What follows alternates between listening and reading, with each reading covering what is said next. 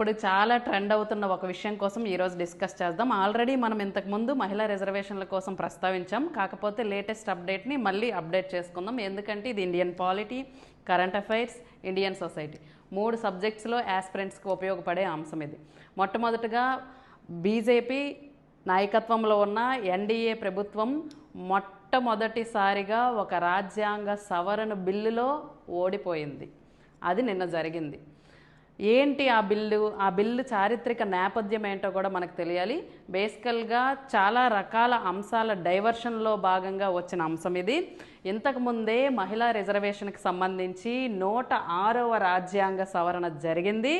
దాని ఆధారంగా article 330A లోక్సభలో మహిళల రిజర్వేషన్లు, ఆర్టికల్ 332A అసెంబ్లీలో మహిళల రిజర్వేషన్లు, ఆర్టికల్ 334Aలో ఢిల్లీ పుదుచ్చేరికి సంబంధించిన అంశము, డీలిమిటేషన్కి సంబంధించిన అంశము, అలాగే మహిళా రిజర్వేషన్లో ఎస్సీ ఎస్టీలకి ఉండాల్సిన కోట, వీటి కోసం ఆల్రెడీ ప్రస్తావన జరిగి రాజ్యాంగంలో చేర్చబడిన అంశాలు. మరి ఇప్పుడేం జరిగిందంటే 131వ రాజ్యాంగ సవరణ బిల్లు పెట్టడం జరిగింది.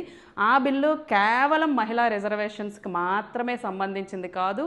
దాని ఇంటర్లింక్ డీలిమిటేషన్ దేని ఆధారంగా? 2011 జనాభా లెక్కల ఆధారంగా.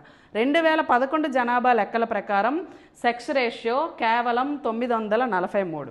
కానీ ఈ మధ్యకాలంలో యుఎన్ఓ ఇచ్చిన రిపోర్ట్ కానీ లేదా మన దేశంలో ఉన్న national health family survey 5th ప్రకారం కానీ 1021 ఇప్పుడున్న సెక్స్ రేషియో. అంటే మహిళల సంఖ్య అప్పటికంటే ఇప్పుడు పెరిగిందా లేదా అనేది ఒక పాయింట్. రెండవది, మన ప్రభుత్వమే బేటీ బచావో బేటీ పడావో తీసుకొచ్చింది. అలాగే పీసీపీఎన్డీటీ యాక్ట్ ఇంప్లిమెంటేషన్ చేసింది. దానివలన స్త్రీ శిశు మరణాలు, భ్రూణ హత్యలు తగ్గాయి.